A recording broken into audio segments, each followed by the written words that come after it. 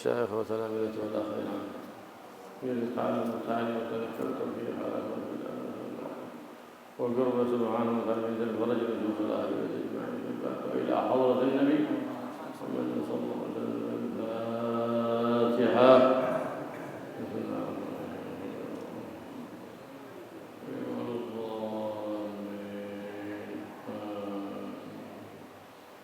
الحمد لله رب العالمين والصلاة والسلام على النور المبين وعلى آله وصحبه أجمعين. أما بعد، فقد عقد المصنف الحبيب عبد الله بن حسين طه في كتابه سلم التوفيق فصل فيما يجب على ولاة الأمور، وقال يجب على ولي الصبي والصبية المميزين أن يأمرهما بالصلاة ويعلمهما أحكامها بعد 7 سنين ويضربهما على تركها بعد 10 سنين كصوم أطاقا. نعم، واجب على كل من الأب والأم أو الجد أو الجدة أو الوصي أو القيم، واجب فرض كفاية إذا قام به أحدهم سقط الحرج عن الآخر، وإن تركه الكل آثم الكل، لأن هذا من الأمر بالمعروف والنهي عن المنكر. فلهذا خطبت الأم واجب عليها كذلك إذا رأت ابنها ما يصلي واجب عليها أن تأمره بالصلاة. نعم.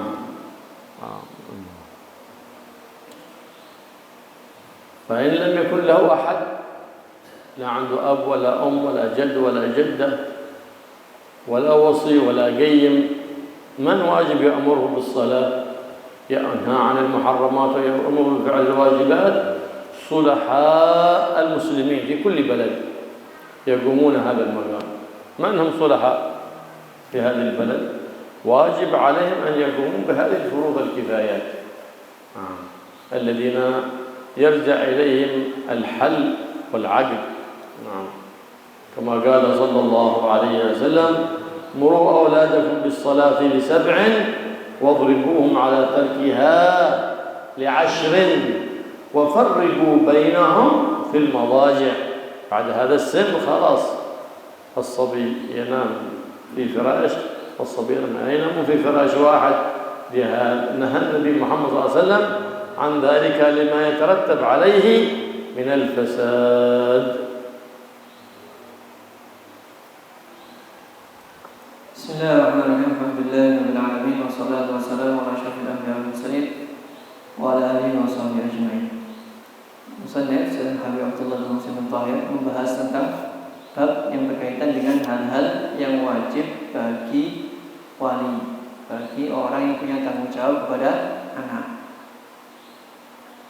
Yang pertama, wajib bagi seorang wali memerintahkan anaknya yang sudah tamyiz untuk sholat dan mengajarkan cara-cara sholat ketika anak tadi sudah usia 7 tahun, dan memukul mereka kalau mereka meninggalkan sholat ketika usia mereka 10 tahun.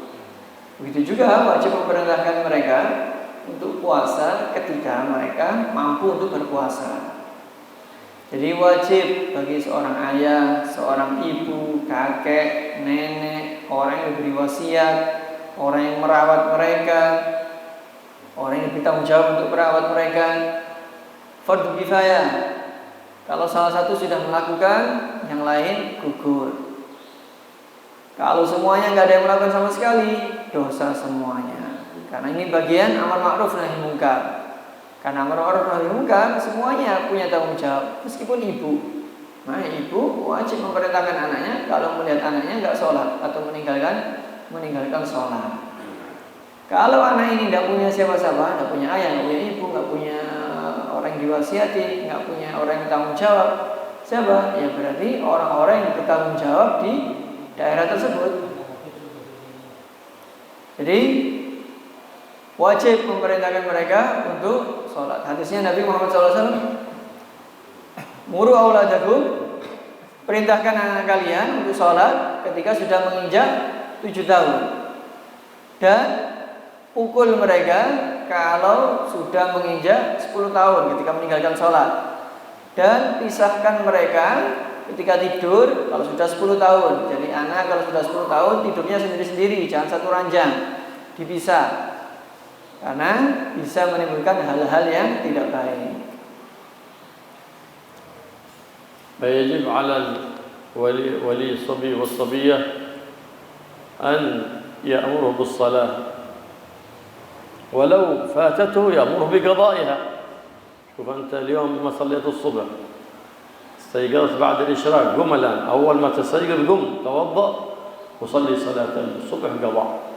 يعلمه أن هذا شيء واجب عليه، إذا فاته فيجب عليه القضاء. يعلمه أمور الشارع الواجب عليه، واجب وهو لو مندوبة، يعلمه السواك سنة، يعلمه سنن الوضوء، سنن الصلاة ونحو ذلك، وينهى عن منهيات الشريعة من الحرام، شرب الخمر، مخدرات، زنا، لواط، ولو مكروها يعلمه إياه حتى ولو مكروه. شافه يشرب قائم، والشرب قائم مكروه شرعا، ويؤثر عليك حتى صحيا بالمرض في الركب وفي البطن.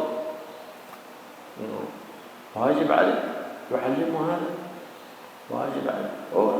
مكروه، نعم مكروه، ينبهه عليه. رأى يدخل المسجد برجله اليسرى، ارجع ادخل باليمين، خلاص يتعلم الصبي ثاني مرة خلاص. رأى يدخل الحمام كمرمندي باليمين، يرجع ويدخل باليسار، خلاص يتعلم مرة واحدة، ما عاد ينسى أبدا بعد ذلك. واجب عليه يعلمه هذا كله من تعاليم الشريعة. شافه يغلط يلعب في المسجد، في اللعب في المسجد حرام. بعض الآباء وبعض الأمهات يرون أولادهم يلعبون في المسجد لكن ما ينهاهم، لأنه يبغض أبنائهم، لأن اللعب في المساجد يورث الجنون، نقصان العقل. اللعب في المساجد يورث نقصان العمر، يموت وهو صغير شباب. بسبب من؟ بسبب ظلم الآباء والأمهات.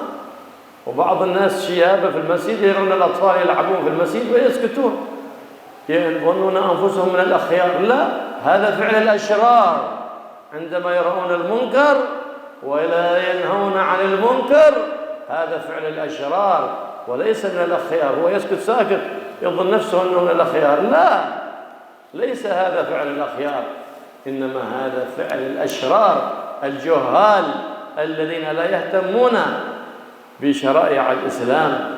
فاحذر أن تأتي بابنك إلى المسجد إلا بعد أن تعلمه الأدب في المسجد، ولا خليه في البيت عند أمه عند والدته. إذا تريد أن تحضر المسجد يكون بعد سن التمييز وتعلمه أدب المسجد. أما قبل سن التمييز فما فائدة في حضور الأبناء والبنات إلا تنجيس وتلويث المساجد. لكن بعد سن التمييز هنا يبدأ دخولهم المساجد، لكن قبل هذا نعلمهم الأدب في المسجد، عدم توسيخ المسجد، وإلا يأثم من جاء به إلى المسجد، يأثم. أما الصبي ما يأثم، يأثم من رآه يفسد في المسجد أو يوسخ المسجد أو يلعب في المسجد ولم ينهه، يأثم لذلك. لماذا؟ لأن بإمكانه أن ينتهره لكنه لم يفعل. فإن ذلك من باب الأمر بالمعروف والنهي عن المنكر الذي أوجبه الله سبحانه وتعالى على كل أحد من المسلمين.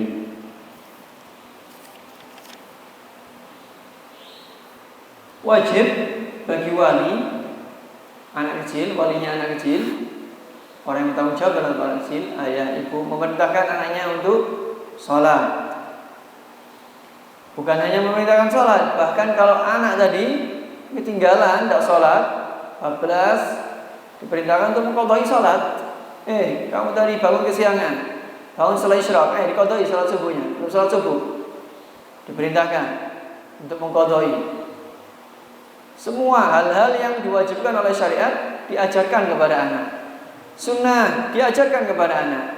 Pakai siwak kalau mau sholat. Ajarkan sunnah-sunnahnya siwak, sunnah-sunnah siwak gimana saja. Diajarkan sunnah-sunnahnya wudu, diajarkan sunnah-sunnahnya sholat. Juga diberitahu hal-hal yang dilarang oleh syariat. Minum khamar itu haram, narkoba itu haram, zina itu haram, liwat itu haram. Dijelaskan. Bahkan yang makruh dijelaskan. Melihat anaknya minum sambil berdiri, jangan minum sambil berdiri, makruh. Selain makruh juga nggak baik untuk kesehatan. Makruh, tapi tetap harus diajarkan. Masuk masjid, kaki kiri dulu. Balik. Masuk kaki kanan. Mau masuk kamar mandi, kaki kanan dulu, balik. Pakai kaki kiri dulu. Diajarkan semuanya. Ketika anak dari kecil sudah diajarkan seperti ini, maka anak akan belajar, akan menancap di hatinya anak sehingga tidak akan mengulangi kesalahan yang sama lagi. Juga diajarkan adab-adabnya. Juga diajarkan hal-hal yang dilarang oleh syariat yang lainnya. Contohnya main di masjid, bermain-main di masjid. Dijelaskan tidak boleh, haram main-main di masjid. Jadi ayah, ibu wajib memerintahkan anaknya, melarang anaknya kalau melihat mereka main-main di masjid. Dan banyak efek sampingnya main-main di masjid. Anak kecil main-main di masjid itu bisa menyebabkan gila, bisa menyebabkan akalnya kurang, bisa menyebabkan umurnya nggak barokah, bisa mati di masih muda, masih kecil sudah mati. Itu gara-gara efek samping anak kecil dibiarkan main di masjid. Sayangnya banyak orang tua di masjid, orang yang sudah dewasa di masjid melihat anak kecil main di masjid, ramai di masjid, dibiarkan, dikira itu baik. Tidak, ini salah. Mereka diem, mereka mengira itu sayang, mereka mengira itu bagian dari kebaikan. Salah, itu kebodohan, itu kesalahan. Jadi itu bukti bahwa orang-orang dewasanya tidak peduli dalam syariat Islam. Hati-hati orang tua, jangan membawa anak ke masjid kecuali anak sudah 1 tamyiz, 2 sudah diajari adab-adab masjid. Ini 2 sebelum kita membawa anak kita ke masjid. Kalau tidak bisa ya sudah, biarkan sama ibunya dulu, diajari dulu adab-adabnya masjid. Kalau anak belum tamyiz, belum ngerti adabnya masjid, dia datang ke masjid, bukannya dapat baik malah merusak masjid, malah menajisi masjid, malah ngeramein di masjid. Bukannya dia dapat berkah, malah dapat kualatnya masjid. Semuanya dosa. Orang tuanya yang membawa ke masjid dosa, anak kecil nggak punya dosa. Yang dosa siapa? Ya orang tuanya. Orang-orang dewasa di masjid yang nggak nasihati juga dosa. Karena itu bagian dari amar ma'ruf nahi munkar. Amar ma'ruf nahi munkar kewajiban bagi seluruh umat Islam.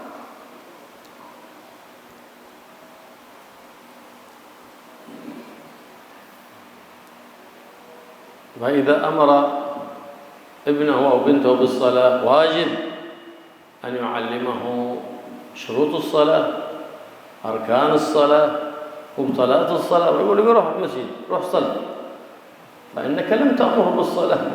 يصلي بثوب نجس ما صلى، يصلي بلا أركان ما صلى، يصلي ناقص شرط ما صلى، يصلي متلبس بمبطلات الصلاة ما صلى. إذا لم تأمره بالصلاة. واجب إذا ما تعرف أنت تعلمه فاذهب به إلى عند من يعرف يعلم ليتعلم. واجب هذا. فإذا تركت هذا الأمر أثمت. وإيش فائدة؟ فتروح المسجد وتخلي أبنائك في البيت بلا صلاة. لا بد تأمرهم بالصلاة. وكم من واحد يظل من مسجد إلى مسجد، من مولد إلى مولد، ومن حضرة إلى حضرة، لكن أولاده ما يعرفون الصلاة، يتركون الواجبات ويفعلون المحرمات. إيش فائدة من هذه الحضارات وإيش فائدة من هذه الموالد؟ هذا أهم. هذا ما تفعله مهم، نعم، لكن هذا أهم، يقدم. فإذا فرغت من هذا افعل الشيء الآخر المهم. لكن من الغلط أن تترك الأهم، وهو أن تؤدب أولادك كما ما يفعل بعض الناس اليوم، يريد أن يشهر دعوة إلى الله مع التبليغ، بلغوا عني ولو آية، بيخرج 40 يوم يترك أولاده في الشوارع، بعد ذلك هيأتي وقد شربوا التنباك والنرقابات والمخدرات والمسكرات. بسبب ايش؟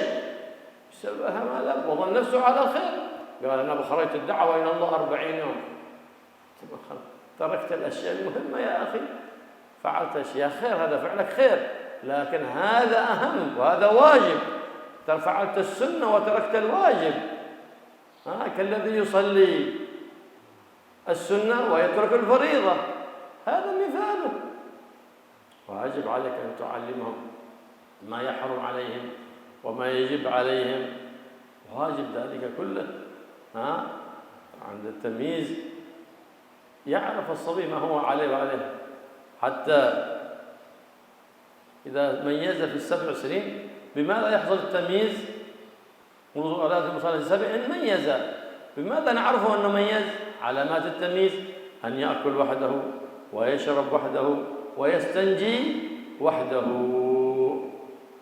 أما قبل ال7 ما يجب أمره، لكن لا بأس إذا رأى والده ووالدته يصلي فيصلي كمامه. لماذا لم يجب قبل ال7؟ لأن نادر أن يكون التمييز قبل ال7، لكن قد يحصل لبعض الأولاد في 6 في 5. فيبدأ إذن يعلمهم حتى يأتي وقت ال7 وقد تعلموا ما يجب عليهم وما يكره، وما يحرم عليهم، ما يجب عليهم وما يندب، وما يحرم عليهم وما يكره. هذا الواجب على الآباء والأمهات. هذه المحبة، ليست المحبة أن تشتري له جوال ولا ثياب جديدة ولا طعام جميل، لا، هذه ليست محبة. المحبة حقيقة هي التأديب بالأدب الحسن والخلق الحسن، وتعليمهم منهج ودين وشرع جد الحسن، وتعليمهم القرآن المنزل على جد الحسن محمد صلى الله عليه وآله وصحبه وسلم. Kewajiban memerintahkan untuk sholat itu bukan hanya nyuruh anak, udah berangkat ke masjid sana, cepetan sholat. Enggak, tapi kewajiban memerintahkan sholat itu berarti kita punya kewajiban mengajari mereka hal-hal yang harus dilakukan untuk sholat. Syarat-syaratnya sholat, rukun-rukunnya sholat. Seperti itu, bukan hanya suruh berangkat masjid sholat gitu saja, tidak cukup. Karena anak kecil kalau sholat dan pakaiannya najis, ya berarti sama dengan dia tidak sholat. Anak sholat tapi kurang syarat-syaratnya, ya sama dengan tidak sholat. Anak sholat kurang rukunnya, ada rukun-rukun yang tidak dilakukan, ya berarti sama dengan tidak sholat. Anak sholat tapi melakukan hal-hal yang membatalkan sholat, ya berarti sama dengan tidak sholat. Berarti orang tua tadi belum memenuhi kewajibannya memerintahkan anaknya untuk sholat. Jadi itu kewajiban sama. Kalau kita tidak bisa mengajari anak-anak kita syarat-syaratnya sholat, rukun-rukunnya sholat, ya bawa kepada orang yang bisa mengajari mereka. Bawa ke orang alim yang bisa mengajari mereka kalau kita tidak bisa. Kalau tidak, ya kita dosa. Karena meninggalkan kewajiban kita memerintahkan anak kita untuk sholat. Jadi kesalahan lain orang tua adalah kadang orang tuanya Masya Allah semangat ke masjid, tapi anaknya nggak diurus, bahkan sampai nggak ngerti bagaimana caranya sholat. Ini salah. Jadi betapa banyak zaman sekarang orang tua dari satu masjid ke masjid yang lainnya, dari satu majelis maulid ke majelis maulid yang lainnya, dari hadrah satu ke majelis hadrah yang lainnya, tapi anaknya dibiarkan sehingga nggak ngerti sholat. Sholatnya nggak kejaga, nggak ngerti syariat Islam. Ini salah. Mengajari anak untuk sholat dan hal-hal yang wajib dalam syariat itu jauh lebih penting. Benar, kita laki-laki datang ke masjid penting, menghadiri maulid penting, bagus, menghadiri hadrah bagus. Tapi ini jauh lebih penting, mengajari anak-anak kita untuk sholat, mengajari anak-anak kita ngerti hukum Islam. Dan jangan sampai kita melakukan hal yang penting dan meninggalkan yang lebih penting. Yang lebih penting kita dahulukan. Kalau sudah selesai semua hal yang paling penting tadi, baru melakukan hal-hal penting yang lainnya. Sebagai contoh lagi dicontohkan beliau adalah orang-orang yang khuruj dakwah, keluar dakwah 40 hari, dalilnya balighani walau ayat. Tapi dia khuruj dakwah, anaknya dibiarkan di rumah, anaknya nggak ada yang menjaga, anaknya tidak ada yang memperhatikan, sehingga anaknya di jalan main sama orang-orang yang nggak benar, sehingga dia kembali dari khuruj dakwah, anaknya ngerokok, anaknya terkena narkoba. Ini salah. Ini jauh lebih penting. Kita mendakwai anak kita, keluarga kita, ini yang paling penting. Baru ketika ini selesai, kita dakwah ke yang lain. Jadi seperti ini, skala prioritas intinya. Sama dengan orang yang mengamalkan sunnah tapi meninggalkan fardu, ya salah. Amalan sunnah penting, tapi fardu jauh lebih penting. Bagaimana orang sholat qobliyah ba'diyah tapi nggak sholat subuh, nggak sholat zuhur, nggak sholat fardu? Ya salah. Jadi ini pentingnya orang tua memperhatikan apa yang terjadi pada anaknya. Bahkan ketika tamyiz, bahkan sebelum tamyiz, ketika kita perhatikan anak-anak kita, sehingga nanti kalau dia sudah tamyiz, anak kita sudah terbiasa. Tamyiz itu apa sih? Tamyiz itu anak sudah ngerti. Acuan utama tamyiz adalah anak sudah bisa makan sendiri, sudah bisa minum sendiri, sudah bisa sudah bisa cepok sendiri. Ini berarti anak sudah tamyiz. Kita wajib mengajari mereka. Bahkan kalau orang tuanya baik, anak sebelum tamyiz, meskipun dia belum tamyiz, ketika melihat orang tuanya sholat, anak akan ikuti sholat. Ketika melihat orang tuanya ngaji, anak akan ikut-ikutan ngaji. Jadi sebelum tamyiz, bahkan kalau kita ajari tidak apa-apa. Nanti ketika sudah tamyiz, dia sudah mapan dalam diajari. Kenapa yang disebutkan Rasulullah SAW itu 7 tahun? Karena lumrahnya anak tamyiz itu di usia 7 tahun. Inilah kasih sayang. Kasih sayang yaitu kita mengajari mereka syariat Islam. Kasih sayang itu bukan kita berikan mereka pakaian baru, kita berikan mereka HP yang bagus, kita kasih makanan-makanan yang enak. Itu bukan kasih sayang, bukan cinta. Kasih sayang itu kita mengajarkan mereka adab, tata krama. Kita mengajarkan mereka akhlak yang baik. Kita mengajarkan mereka manhajnya, metodenya Nabi Muhammad SAW. Kasih sayang itu kita mengajarkan mereka Al-Quran. Inilah kasih sayang. قال رسول الله صلى الله عليه وسلم مروا أولادكم بالصلاة ل7. قال الشيخ بن حجر أي لتمام ال7. وقال الإمام رملي إذا ابتدأ في ال7 أي دخل واجب حينئذ إن ميز أن تعلمه الصلاة الواجبات، تعلمه المندوبات، سنة لك. هذا ابتداء سنة حتى يتهيأ يأتي وقت الوجوب وقد متعلم. مروا أولادكم بالصلاة ل7. هذا إذا وقع التمييز.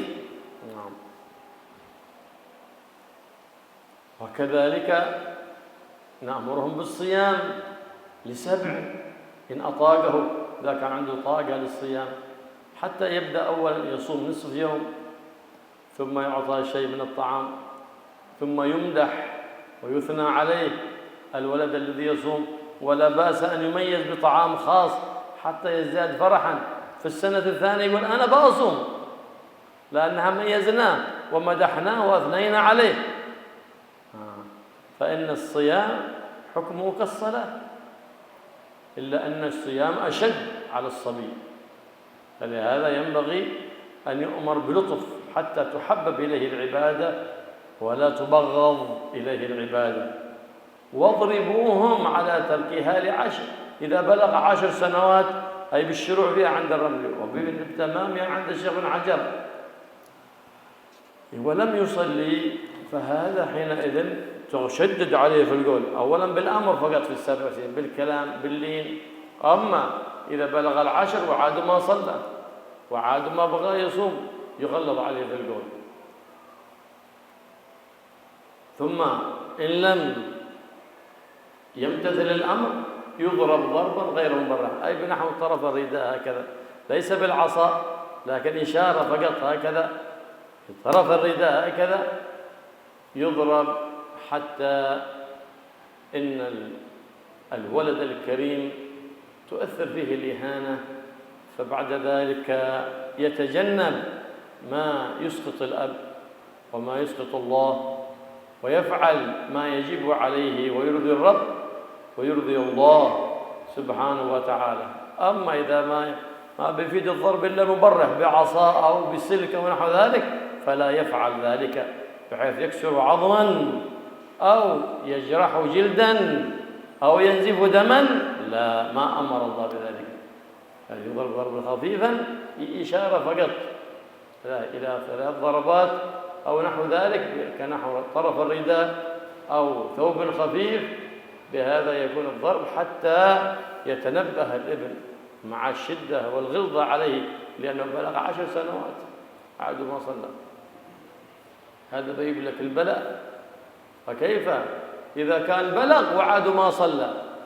هذا الإثم أعظم، لأن بيت فيه تارك صلاة ما تدخله ملائكة الرحمة ولا تدخله البركة. ليه؟ لأنه بيت فيه تارك صلاة. هكذا فيعتني الآباء والأمهات بإصلاح أبنائهم بعد إذا كبروا بيعرفون حقوق الوالدين وبيبرونهم. ولهذا تجد كثيرا الآن في الأبناء عقوق لأنهم ما تعلموا شرع النبي محمد ولا أدب النبي محمد ولا خلق النبي محمد ولا علموا شيء عن قرآن النبي محمد صلى الله عليه وآله وسلم.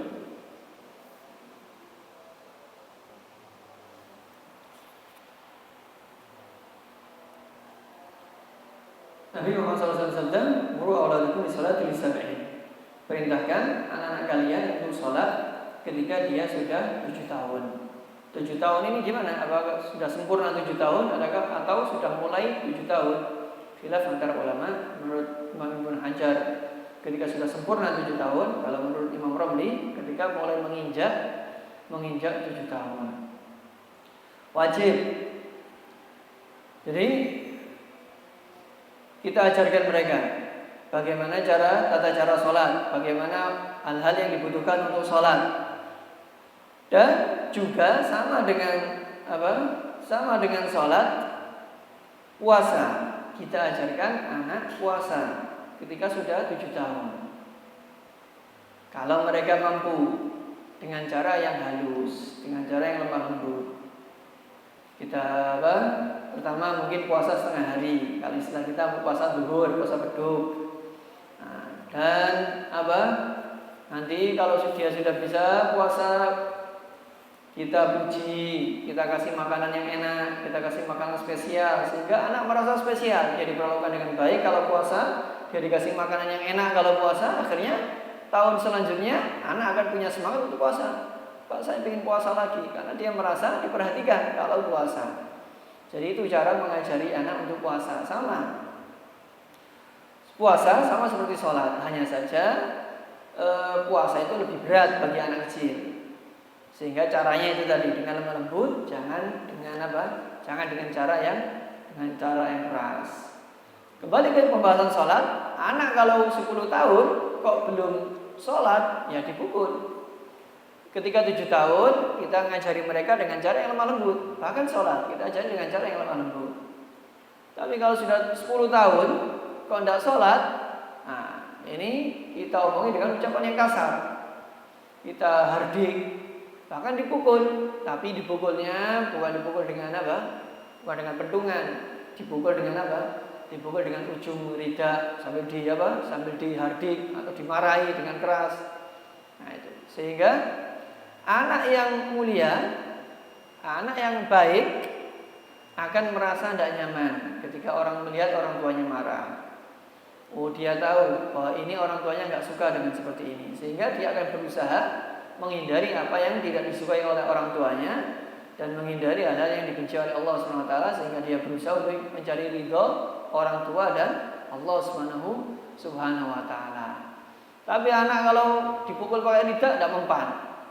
Kalau pakai tongkat atau pakai kabel atau pakai baru mempan. Tidak usah.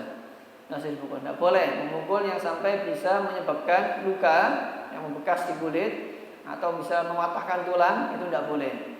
Tidak usah. Jadi pukulan dengan pukulan yang ringan, pakai baju, pakai ujungnya lidah, tapi dengan ucapan yang keras. Ini anak belum balik. Kita harus perhatian seperti ini. Dikasih tata cara yang detail seperti ini oleh syariat. Bagaimana anak kalau sudah balik dan dia belum sholat? Salam. Ini bisa menghilangkan berkah di rumah tersebut. Rumah yang di dalamnya ada orang yang tidak sholat, itu tidak ada berkahnya. Bisa menghilangkan berkah.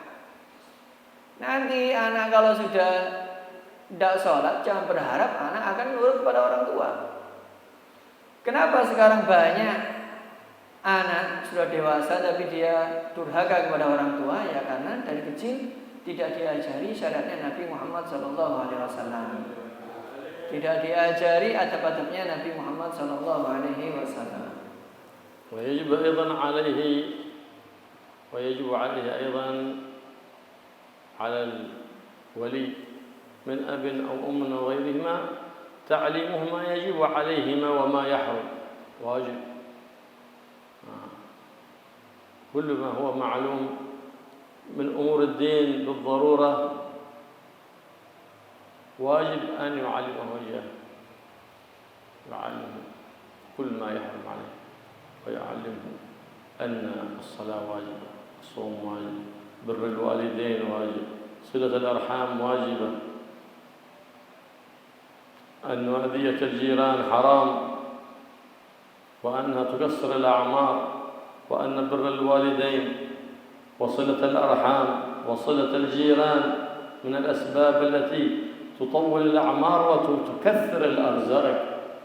وبالعكس حقوق الوالدين، قطيعة الأرحام، إيذاء الجيران من الأسباب التي تنقص الأعمار وتذهب بركتها. يعلمه ذلك حتى يتنبه فيكبر وهو عنده الرغبة في ترك الحرام وفعل الواجبات. يعلقه بالنبي محمد، واجب يعلمه نسب النبي محمد، يحفظه إياه، واجب يعلمه شيء من صفات النبي محمد.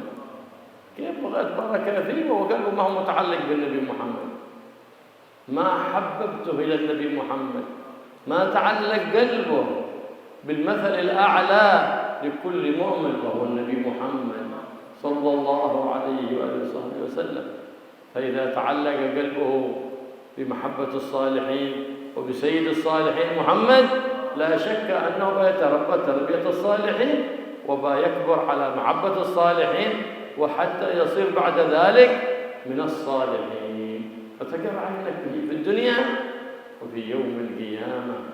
واجب تعلمه هذه الأمور حتى ينشأ على كمال الاستقامة، على محبة الخير ومحبة أهل الخير وبغض الشر وبغض أهل الشر. واجب هذا كله. ما هما بعض الآباء ظلمة، يسمع ابنه يكذب ويضحك، يسمع ابنه يسب أو يلعن أو يشتم ويسكت.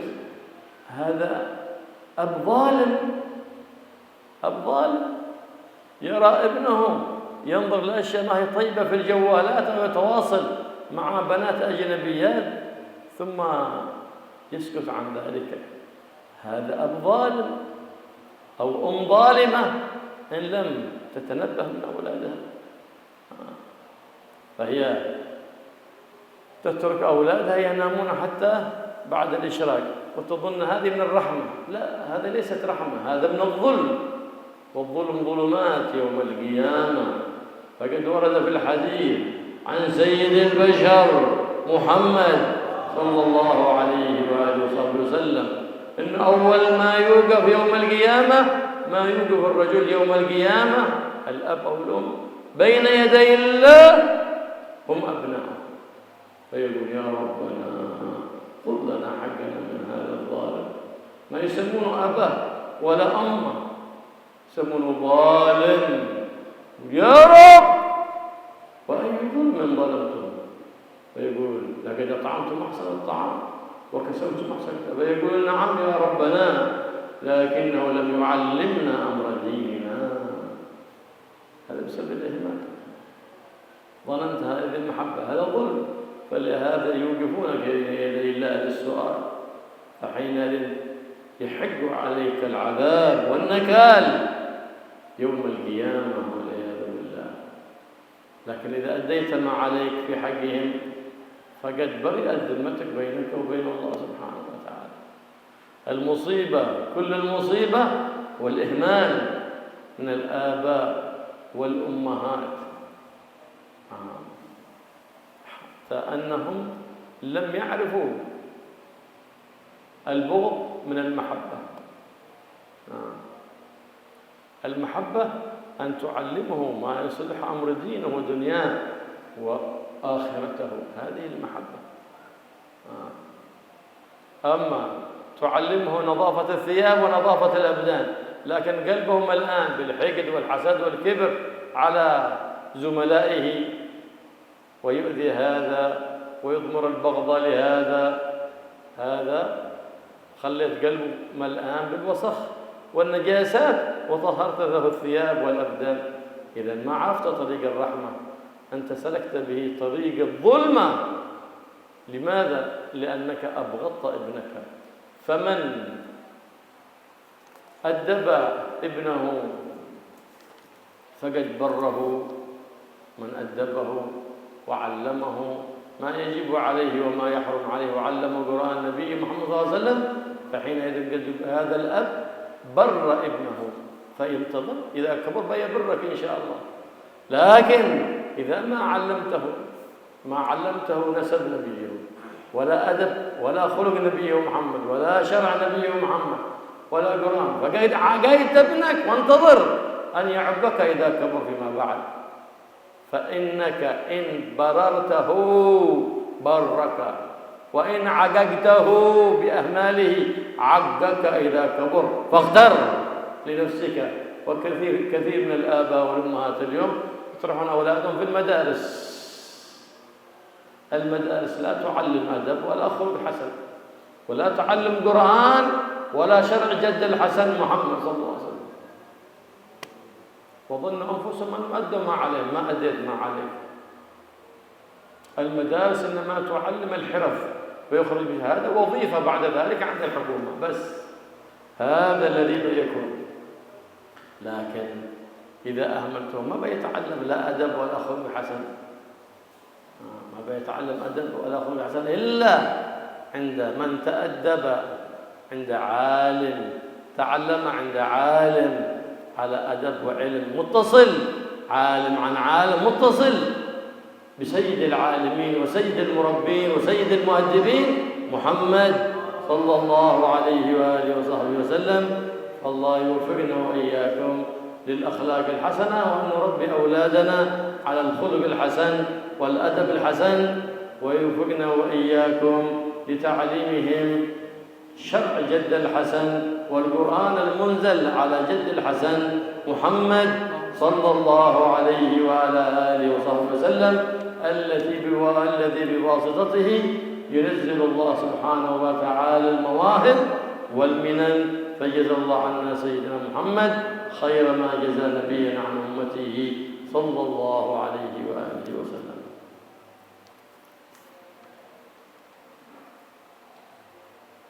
Wajib bagi orang tua, wajib bagi wali, orang yang tanggung jawab kepadanya, baik itu seorang ayah atau seorang ibu, mengajari anak-anaknya hal-hal yang wajib bagi mereka. Apa yang diharamkan, segala sesuatu yang maklum minatin bidururo, segala sesuatu yang maklum minatin bidururo itu, hal ini bisa diketahui bahwa ini urusan agama secara spontan, nggak usah belajar banyak, orang umum sudah tahu bahwa ini bagian dari agama. Seperti wajibnya sholat, wajibnya puasa, dan yang lain-lainnya.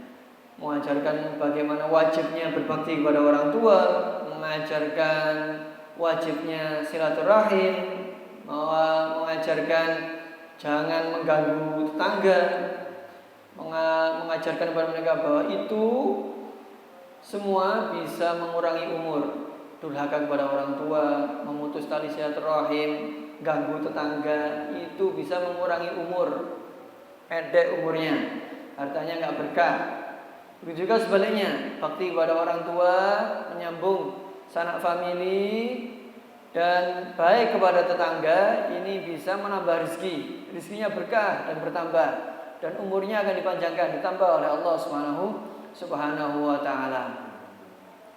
Jadi ini kita ajarkan kepada anak-anak kita, mengajarkan kepada mereka syariatnya Nabi Muhammad SAW, menggantungkan, mengaitkan hati mereka dengan Rasulullah SAW. Kita usahakan yang ada di hati anak kita adalah Nabi Muhammad SAW. Caranya gimana? Ya kita ajarkan, kita kenalkan mereka dengan Rasulullah. Caranya gimana? Kita ajarkan hal-hal yang berkaitan dengan Rasulullah, nasab-nasabnya Rasulullah, sifat-sifatnya Rasulullah seperti ini, akhlaknya Rasulullah seperti ini, adabnya Rasulullah seperti ini, perjuangan Rasulullah seperti ini. Kita ajarkan sejarahnya Nabi Muhammad SAW. Bagaimana kita berharap anak kita menjadi berkah, anak kita menjadi orang soleh, kalau kita tidak mengaitkan hati mereka dengan Nabi dan orang-orang soleh. Kalau kita ingin berharap anak-anak kita menjadi orang soleh, ya kita kaitkan hati mereka dengan orang-orang soleh. Kita kaitkan mereka dengan Nabi Muhammad SAW. Dengan seperti ini, anak akan tumbuh menjadi orang yang soleh. Dan kalau anak sudah menjadi orang yang soleh, kita sebagai orang tuanya akan senang. Kerja keras kita akan terbayar ketika melihat nanti anak-anak kita menjadi pribadi-pribadi yang baik, menjadi orang-orang yang soleh. Kita ajarkan kepada anak-anak kita benci pada hal-hal yang tidak baik. Kita ajarkan kepada anak kita senang terhadap hal-hal yang baik. Sayangnya, sebagian orang tua itu zalim kepada anak-anaknya, tidak diajari sama sekali tata krama.